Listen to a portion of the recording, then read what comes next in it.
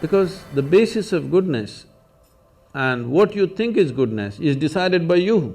It's the voice in the head that creates a large part of your unhappiness. And that's quite a realization. And that applies to small situations, it applies to bigger situations too. And some people live with a very critical and very negative voice in their head for years. They live with somebody, they criticize themselves continuously, some of them, or they criticize continuously other people and situations. There's always something wrong with me or with situations, or they tell themselves stories of how bad my life is, how unfairly I've been treated by life and other people, and I wasn't given a chance, and now it's all over. There's no point in even. I'm too old now to. People carry very unhappy stories around in their head, and they call that my life. There are not that many people who are really happy with their lives. There are more people around who are unhappy with their lives. My life didn't go the way it was meant to go. It didn't go the way I was expecting it to go. Many things went wrong, and so people carry unhappy stories, and they derive their sense of identity from the unhappy story. Not realizing that it's an unhappy story, they call it me and my life. So that is and nobody has pointed out to them this is not. It does not have to be that way. You can become aware of the stories that you're telling yourself, the stories that give you your sense of your unhappy sense of self, and realize these are certain thoughts. I call it thoughts that create what we call your life situation. Your life situation, your past and your so-called future. And there's no life situation that is not problematic. Everybody has their set of problems. Every life situation has its difficulties and its problems. If it's not one thing, it's another. You cannot go through life without experiencing almost continuously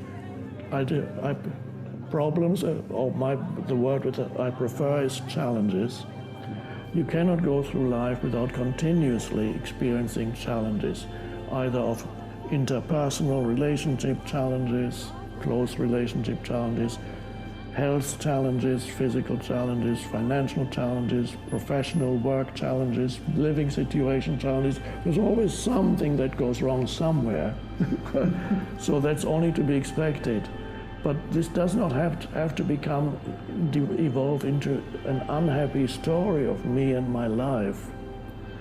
So you're able to differentiate between the story of my life, my so-called life, my life situation, and life.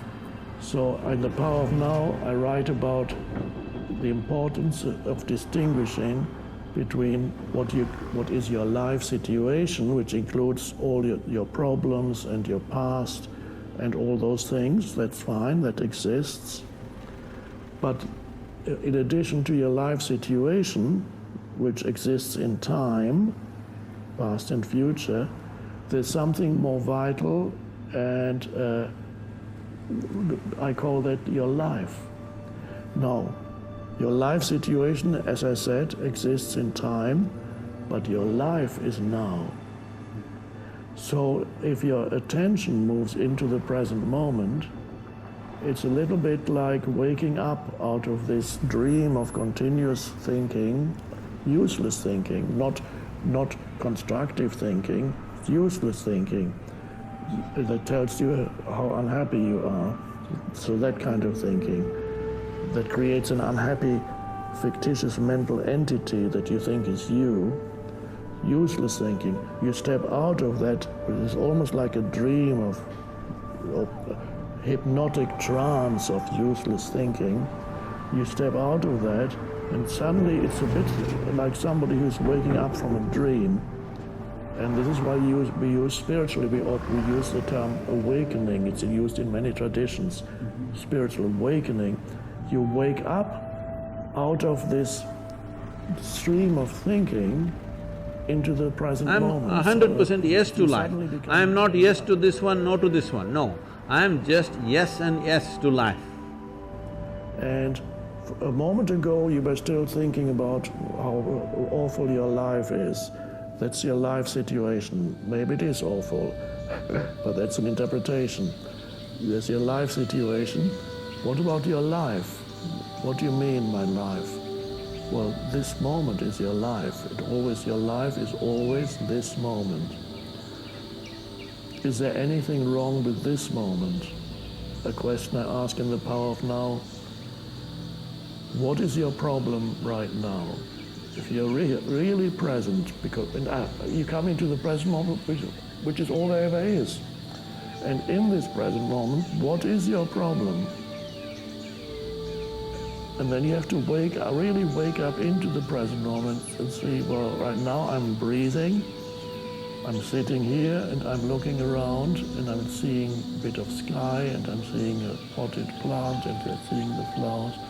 It's all quite lovely and it's relatively quiet here. The temperature is fine. And I may even feel that there's an aliveness in my body. I breathe and I feel alive. Every cell is alive. I call it the inner body awareness. You become aware that you're alive in your body. So you're stepping out of your mind, you're stepping into sense perceptions, come to your senses, and you also come into your body. And then you're now in the present moment. That's your life. And yes, of course, you have to deal with the stuff in your life situation, but not be lost in it. You deal with it when the moment comes, when you're able to take action or do something, then you deal with it. But you're no longer lost in it, and you're no longer completely absorbed by this unhappy pseudo-identity that's created by useless thinking.